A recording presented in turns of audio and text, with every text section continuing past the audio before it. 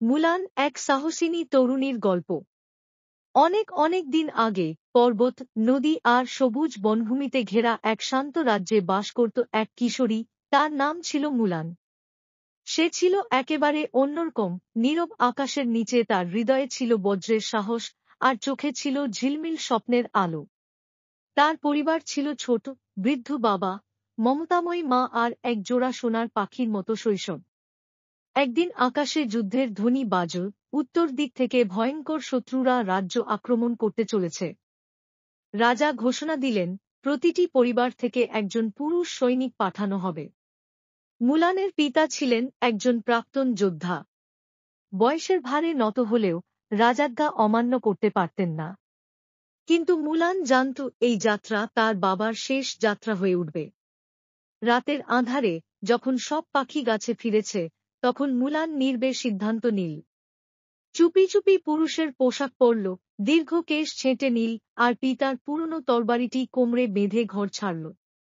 সে হয়ে উঠল এক রহস্যময় তরুণ, নামহীন, পরিচয়হীন, কিন্তু অদম্য সাহসের অধিকারী। সৈন্যদলে যোগ দিয়ে শুরু হল কঠিন জীবন, প্রশিক্ষণ, শীত, ক্ষুধা আর মৃত্যু হানা দিতে লাগল প্রতিনিয়ত। কিন্তু মুলান পিছু হটল না।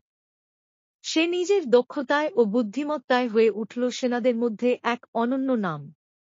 শত্রুরা যখন রাজ্যের দুয়ারে এসে দাঁড়াল, তখন মুলান কৌশল আর সাহসে এক বিশাল বিজয় এনে দিল তার দেশকে। রাজা তাকে স্বর্ণ, সম্মান আর রাজকীয় পদ দিতে চাইলেন। কিন্তু মুলান নম্র স্বরে বলল, আমি কিছুই চাই না। আমি শুধু আমার ঘরে ফিরতে চাই, আমার পরিবারের কাছে।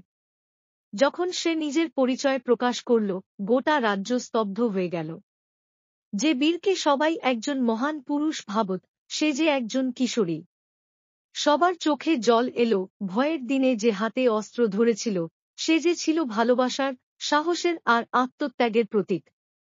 মুলান ফিরে এলো নিজের গৃহে, ঠিক যেমনভাবে প্রজাপতি ফিরে আসে ঝড় পেরিয়ে নিজের বাগানে। আর সেই থেকে প্রতিটি পাহাড়, নদী আর ফুলের কাঁপনেও শোনা যায় সেই কাহিনী, এক সাহসিনী কন্যার, যে ভালোবাসা আর বীরত্বে লিখে গিয়েছিল এক অনন্ত রূপকথা।